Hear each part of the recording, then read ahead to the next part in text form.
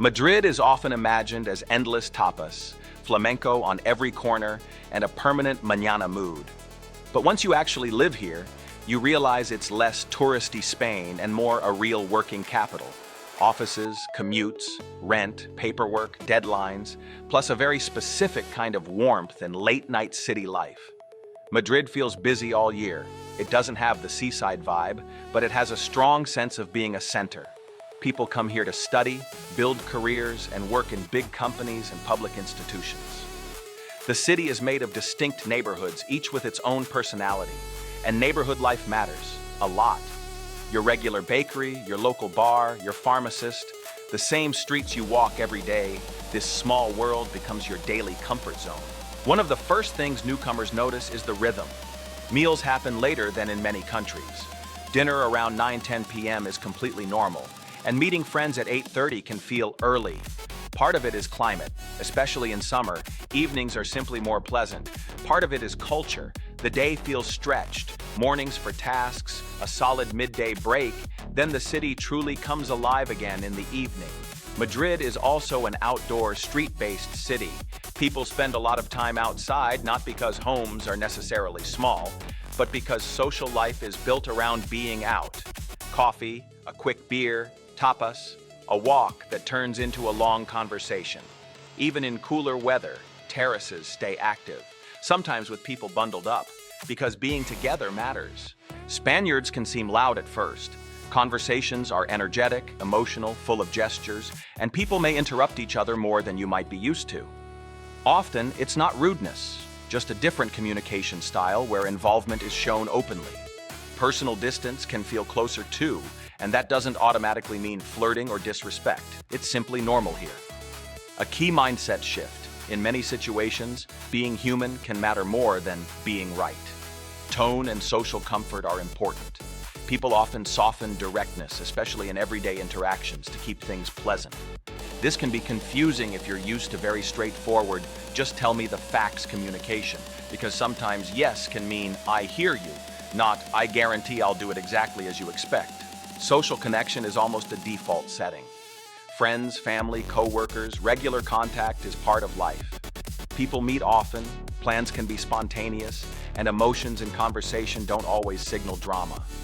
A heated debate can be followed by laughter a minute later. Family ties are also strong. Many adults stay closely connected with parents and grandparents, and weekend family meals are a common anchor. People may feel open quickly, but deeper closeness tends to take time. Warm on the surface doesn't always mean instant intimacy. Time can be treated more flexibly, especially socially. In professional contexts, punctuality exists, but with friends, it's looser, and many things happen as it goes. If you're highly schedule-driven, this can be frustrating at first. If you adapt, life often feels less like a fight against the clock. Madrid is not a lazy city. People work hard and stress is real, but the culture often places value on life outside work. Also, workplace interaction can feel more personal. Small talk, coffee breaks, long lunches, and relationship building. Sometimes this looks informal, but it's simply another way of making collaboration work. Conflict can be expressive. Stronger voices, more emotion, more visible reactions, yet it can also pass quickly. A disagreement doesn't necessarily become a long, cold feud. People can reset faster than in cultures where conflict is rare and therefore serious. In everyday life, what's normally done can matter more than what's written. People often follow social norms and practical shortcuts. This shows up in small things. How lines work in certain places, how arrangements are made with landlords or service workers, how the usual way sometimes beats the official one. For many newcomers, the toughest parts are bureaucracy and housing. Paperwork can be slow and multi-step with appointments and waiting.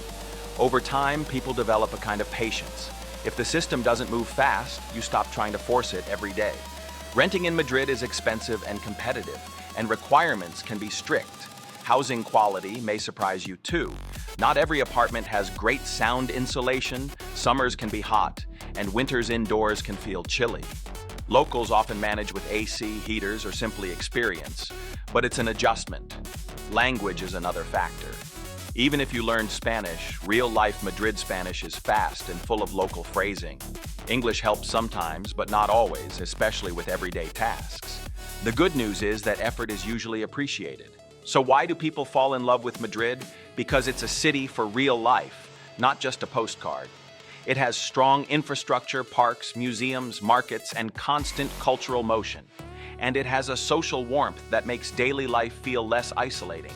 A barista who remembers you, neighbors who chat, a sense that the city is made of people, not just buildings. On top of that, Spanish culture often treats simple pleasures, coffee in the sun, a walk without a goal, a long conversation, as something valuable, not wasted time. If you had to summarize the mindset in one line, it might be, life should be lived, not only organized. Madrid is a big, demanding capital, but it combines the intensity of a metropolis with a very human atmosphere, and that mix is what makes it special.